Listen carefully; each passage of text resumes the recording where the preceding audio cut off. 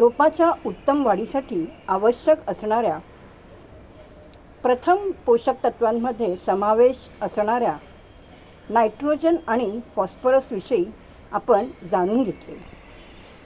आज या व्हिडिओच्या माध्यमातून रोपाला आवश्यक असणाऱ्या प्रथम पोषक तत्वांपैकी पोटॅशियमची आवश्यकता आपल्या रोपाला का भासते, पोटॅशियमची कमतरता भासली तर आपल्या रोपाला काय त्रास होतो हे जाणून घेऊया. पोटॅशियममुळे फुलं आणि फळं येण्याचे प्रमाण वाढते. पोटॅशियम जर आपल्या रोपांना योग्य प्रमाणात मिळाले तर फुलांचा फळांचा आकार वाढतो, प्रकाश संश्लेषणाच्या क्रियेला गती येते. आपल्या बागेतील रोपांची पानं जर त्यांना पोटॅशियम योग्य प्रमाणात मिळाले तर गडद हिरव्या रंगाची व चमकदार होतात. रोपाची रोगप्रतिकार शक्ती वाढण्यास पोटॅशियममुळे रोपाला मदत मिळते. आपण आपल्या बागेतील रोपांची उत्तम वाढ व्हावी म्हणून काही वेळेला काही खतांचा स्प्रे करतो, तर काही वेळेला अंतर आणि बाह्य वातावरणातील उपद्रवी जीवांपासून त्यांचे रक्षण व्हावे म्हणून आपण त्यांच्यावर कीटकनाशकांचा फवारा करतो. त्या फवाऱ्यामधून आवश्यक पोषक तत्व शोषून घेण्याची क्षमता उत्तम होण्यास पोटॅशियममुळे आपल्या रोपांना मदत मिळते. म्हणजेच काय तर आपण जो कीटकनाशकांचा फवारा करतो आपल्या रोपांवरती, तसंच त्यांची वाढ व्हावी म्हणून काही वेळेला आपण इप्सम सॉल्ट अशांसारखे खतांचाही स्प्रे करतो. तर हे जे स्प्रे आहेत, हे जे फवारे आहेत, त्यातली पोषक तत्व शोषून घेण्यासाठी पोटॅशियम आपल्या रोपांना मदत करतं. आता तुम्हाला माहिती आहे की कालपासूनच थोडी थोडी थंडी वाढलेली आहे. नाहीतर गेल्या काही दिवस इतकं गरम होत होतं. म्हणजे वातावरणामध्ये असे वरचेवर बदल होत असतात. कधी वातावरणामध्ये जास्त थंडावा जाणवतो तर कधी वातावरणामध्ये उष्मा जाणवतो. आता वातावरणातले हे जे चेंजेस आहेत ना, हे जे बदल आहेत, ऋतूंमधले हे जे बदल आहेत, तर जर वातावरणामध्ये जास्त थंडावा असेल किंवा जास्त उष्मा असेल तर आपल्या रोपांना ते सहन करण्याची त्यांची जी सहनशक्ती असते ती पोटॅशियममुळे वाढते. तसेच नायट्रोजन व फॉस्फरस, कारण प्रथम पोषक तत्वामध्ये आपल्या रोपांना आवश्यकता असते नायट्रोजन, फॉस्फरस आणि पोटॅशियम म्हणजेच NPK.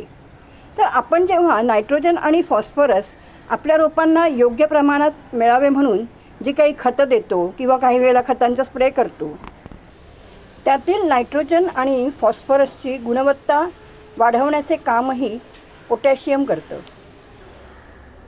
पण जर पोटॅशियमची कमतरता आपल्या रोपांना भासली तर पानांमधला हा जो गडद हिरवेपणा असतो ना, हा कमी होतो आणि पानांमध्ये एक लालसर रंगाची छटा येते. जेव्हा पानांमधला, कारण पानं जेव्हा अशी हिरवीगार असतात त्याच वेळेला प्रकाशसंश्लेषणाची क्रिया व्यवस्थित होते. पण पानांमधला हा जर हिरवेपणा कमी झाला तर प्रकाशसंश्लेषणाची क्रिया व्यवस्थित होत नाही.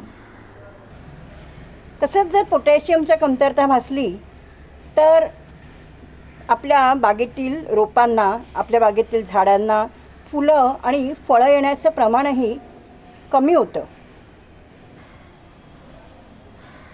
ही कमतरता भासू नये आपण त्यासाठी काही उपाययोजना करतो. त्यांना ही जी पोषक तत्व आहेत ही योग्य प्रमाणात मिळण्यासाठी त्यांना आपण आवश्यक ती खतं देतो. पण जर पोटॅशियमचं प्रमाण वाढलं तर ही पानं, आता हे काय पोटॅशियमच्या कमतरतेमुळे नाही आहे, हे माझं अनंताचं झाड आहे ज्याला गंधराज पण म्हणतात, तर अशी पानं करपल्यासारखी दिसतात पोटॅशियमच्या कमतरतेमुळे. किंवा काही वेळेला पोटॅशियमची जर कमतरता भासली तर रोपाची पानं पुढच्या बाजूने वळल्यासारखी दिसतात. आणि म्हणूनच आपल्या रोपांच्या उत्तम वाढीसाठी आवश्यक असणारी पोषक तत्व रोपांना देताना काळजी घ्यावी लागते की ही पोषक तत्व आपल्या रोपांना जास्त प्रमाणात सुद्धा देता कामा नये. आणि म्हणूनच आपल्या बागेतील रोपांना योग्य प्रमाणात पोटॅशियम मिळावे म्हणून आपण राख बघू शकता. मी लिक्विड खत बनवलं आहे, अगदी जबरदस्त लिक्विड खत बनवलेलं आहे. ह्याच्यात मी माझ्याकडे मी कैऱ्या आणल्या होत्या वापरायला जेवण बनवताना, तर त्या कैरीचे जे बाटे राहिले होते ते मी टाकले नाहीत, ते या पाण्यातच टाकलेत. शेवग्याच्या साली टाकल्यात, केळीच्या साली आहेत, तसेच बटाट्याच्या पण साली आहेत. आता हे सगळं मिश्रण जेव्हा एकत्र केलेलं आहे तर तुम्हीच विचार करा की किती जबरदस्त लिक्विड खत तयार झालेलं आहे. कारण केळीच्या सालीमधून आपल्या रोपाला योग्य प्रमाणात पोटॅशियम मिळायला मदत होते. तसेच बटाट्याच्या सालीमधून पोटॅशियम आणि फॉस्फरस योग्य प्रमाणात मिळतो. शेंगांच्या सालीमधून NPK व्यवस्थित मिळतो. तर शेवग्याच्या ज्या साली आहेत ह्या सालींचा उपयोग मातीत निर्माण झालेली विषारी तत्त्व जी आहेत, म्हणजे काही वेळेला काय होतात पोषक तत्वांच्या, मी तुम्हाला या आधीच्या व्हिडिओमध्ये स्पष्ट केलेलं आहे की काही वेळेला आता म्हणजे जसं डॉर्डन्सी पिरियड चालू आहे, आपण जर त्यांना कंपोस्ट वगैरे दिलं तर कंपोस्ट आपली रोपाची मुळं ती जी निद्रावस्थेत आहे ती ही खतं शोषून घेत नाहीत. त्यावेळेला रोपांच्या आसपास ती खतं साचून राहतात आणि अशा वेळेला काय होतं तर पोषक तत्वांची गाठी तयार होतात. आता जेव्हा पोषक तत्वांच्या अशा प्रकारच्या गाठी तयार होतात त्यावेळेला मातीमध्ये विषारी तत्व निर्माण होतात. आणि शेवग्याच्या सालींचे हे जे लिक्विड खत असतं ना, हे लिक्विड खत ह्या मातीतल्या विषारी जे काही तत्त्व तयार झालेली आहेत ते नष्ट करण्याचं महत्त्वाचं काम करतं. तर अशा प्रकारे सगळ्यांचं मिश्रण करून मी कुठची गोष्ट फेकत नाही, त्यांचा व्यवस्थित वापर करून घेते माझ्या रोपांसाठी. जसं मी तुम्हाला म्हटलं, आता परवाच आपला महाराष्ट्रीयन सण झाला भोगी, त्यावेळेला आपण मिश्र भाजी आणतो. तर ह्याच्यात पण मी बघा शेंगांची टरफलं घातली आहेत, गाजराच्या साली आहेत, बटाट्याच्या साली आहेत.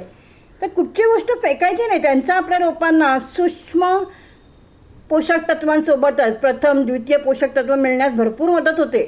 त्यामुळे असं जर आपण लिक्विड खतं बनवून साधं पाणी देण्यापेक्षा आपण जर लिक्विड खतं आपल्या रोपांना दिली तर ती सलाईनसारखं काम करतात. रोपांना दुसरी कुठलीही खतं देण्याची गरज भासत नाही. इतकं बागकाम सोपं आणि उपयुक्त पद्धतीने आपण करू शकतो. आपल्या स्वयंपाकघरातून मिळणाऱ्या वस्तूंपासून, सहज उपलब्ध होणाऱ्या पदार्थांपासूनच आपण आपल्या रोपांसाठी उत्तम खतं बनवू शकतो.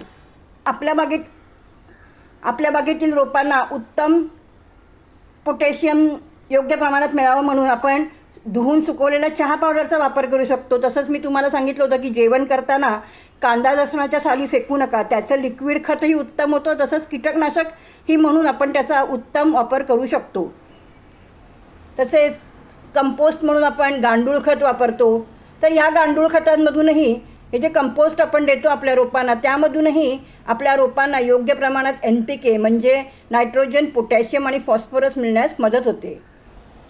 तर तुमच्या लक्षात आलंच असेल की आपल्या स्वयंपाकघरातून सहज उपलब्ध होणाऱ्या पदार्थांचा वापर करून आपण जर बागकाम केलं, कारण आपल्या छोट्याशा बाल्कनीमध्ये अशा प्रकारे बाग फुलवताना, खर्चिक बागकाम न करताना आपण जर असं सोप्या आणि उपयुक्त पद्धतीने बागकाम केलं तर तुम्ही बघू शकता की बाग किती सुंदर आणि छान फुलायला मदत मिळते. आता ही धुवून सुकवलेली चहा पावडर, तसंच केळीच्या साली, शेवग्याच्या साली, बटाट्याच्या साली, ओल्या शेंगा. आता शेंगांची टरफलं वापरताना आहे ना, ओल्या शेंगा असल्या ना तर त्याचा काही आपल्याला जास्त हे होत नाही. पण जर आपण सुकलेल्या ज्या शेंगवाले असतात त्यांच्याकडे आपण ज्या भाजून शेंगा आणतो, तर ह्या शेंगांचा वापर करताना त्या शेंगा आहेत ना व्यवस्थित 3-4 वेळा व्यवस्थित त्या ती टरफलं धुवून घ्यायची. कारण काही वेळेला त्याच्यावरती मीठ मारलेलं असतं, तर त्या मिठाचा त्रास आपल्या बागेतील रोपांना होऊ शकतो. तर यासाठी जर आपण शेंगावाल्याकडून जे अशा सुकलेल्या ज्या शेंगा असतात त्या जर आणल्या तर त्याची टरफलं वापरताना त्या 3 ते 4 वेळा ती टरफलं धुवून घ्यायची आणि मगच त्याचं लिक्विड खत असं बनवायचं. आता गाजराच्या साली, आता तर गाजराचं सीझन आहे, थंडी म्हणल्यानंतर आपण आवर्जून गाजरचा हलवा खातो. मग आपल्या रोपांना का नाही आपण गाजर द्यायचा? तर अशा वेळेला ही जी आपण जेव्हा हलवा बनवतो, आपण गाजर सोलतो ना, मग तो जो किस निघतो, तो जो सोललेला किस निघतो, ज्या साली निघतात, त्या फेकण्यापेक्षा आपण आपल्या रोपांसाठी लिक्विड खत बनवूच शकतो. राख पण राख आपण 2 ते 3 महिन्यातून एकदाच द्यायची, पण ह्याच्यातून पोटॅशियम, फॉस्फरस आणि नायट्रोजन म्हणजे NPK, टोटल NPK मिळायला आपल्या रोपांना व्यवस्थित मदत होते. तर ही जी राख आहे ही तर मी माझ्या कॉलनीमध्ये डोस्याची गाडी लागते त्यांच्याकडनं आणते. तर अशा आसपास जर आपण मुंबईत राहतो, आसपास आपल्याला कुठेही अशी लाकडाची राख मिळू शकते. पण रंगीत लाकडाची राख नाही घ्यायची, साधे आपले लाकडाचे कोळसे असतात ना, त्यांची राख घ्यायची. कारण की रंगीत जर लाकडं बिकडं असतील तर त्याच्यापासून, त्या केमिकलपासून आपल्या रोपांना त्रास होऊ शकतो. तर अशा प्रकारे आपण आपल्या आहारात वापरणाऱ्या पदार्थांचा वापर करूनच अशी लिक्विड खतं बनवून आपल्या रोपांना जर दिली तर आपल्या रोपांना योग्य प्रमाणात त्यांना आवश्यक असणारे नायट्रोजन, पोटॅशियम आणि फॉस्फरस सहज व योग्य प्रमाणात मिळण्यास मदत होते. अपेक्षा करते आज दिलेली पोटॅशियमची माहिती आपल्या सर्वांना नक्कीच आवडली असेल. व्हिडिओ बघून झाल्यावर एक छोटीशी कमेंट करा. जर अजूनही चॅनलला सबस्क्राईब केलं नसेल तर सबस्क्राईब करून शेजारी दिलेलं बेल आयकॉन क्लिक करायला विसरू नका आणि लाईक तर नक्कीच करा. जर तुम्हाला ही माहितीपूर्ण वाटत असेल, जर आवडत असेल, हे व्हिडिओ माझे आवडत असतील तर आपल्या मित्रपरिवारामध्ये, नातेवाईकांमध्ये ज्यांना बागकामाची आवड आहे, ज्यांना बागकामाचा छंद आहे, त्यांना शेअर तर नक्कीच करा. थँक्यू.